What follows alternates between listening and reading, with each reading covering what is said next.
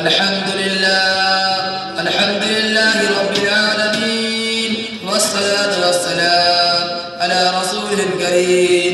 أما بعد، فقد قال الله تعالى في القرآن المجيد والفرقان الحميد: أعوذ بالله من الشيطان الرجيم، بسم الله الرحمن الرحيم.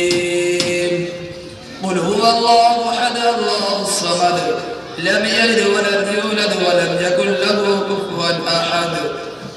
ابھی میں نے آپ کے سامنے ایک پوری آیت پڑھی ہے جس کا ترجمہ یہ ہے کہ اے نبی کہہ دو کہ اللہ ایک ہے، اللہ بے نیاز ہے، وہ نہ کسی کا باپ اور وہ نہ کسی کا بیٹا، اس کا کوئی ہمسر نہیں۔ کیا یہ حقیقت نہیں ہے کہ جب تاروں بھرے آسمان، چوڑی سگنی زمین، عطا سمندر اور بہتی دریا دیکھتے ہیں تو بے سختہ یہ خیال آتا ہے کہ قدیم کرانے کوئی حاکم ہے، کوئی ہے جو تخلیق کی ہے۔ پھر ہم ایک قدم اور آگے بڑھتے ہیں اور سوچتے ہیں، رات آتی ہے، دن رخصت ہو جاتا ہے، صبح ہوتی ہے، شام ہوتی ہے، کائنات کا نظام بدل لگو سلوک مطابق چل رہا ہے، کہیں سے کوئی خرابی نہیں۔ چاند سورج ستارے اپنے وقت پر نکلتے ہیں اور اپنے وقت پر ڈوب جاتے ہیں۔ تو بے سختہ یہ کہنا پڑتا ہے کہ اس عظیم قیادت کوئی خالق ہے، اسے کسی کی تعاون کی ضرورت نہیں، جو سارے جہان سے بے نیاز ہے۔ اگر کوئی اسے روکنے والا ہوگا تو دنیا کے لیے آپ صحیح ڈھنگ سے نہیں چلتا۔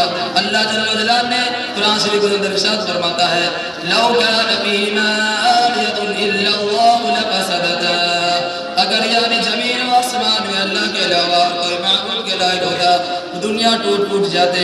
جب کسی بھی ملک میں دو بادشاہ نہیں رہ سکتے، جب کسی بھی ادارہ کے کئی صدر نہیں ہوتے تو بھلا اس کائنات کے کئی حاکم کیسے ہوتے؟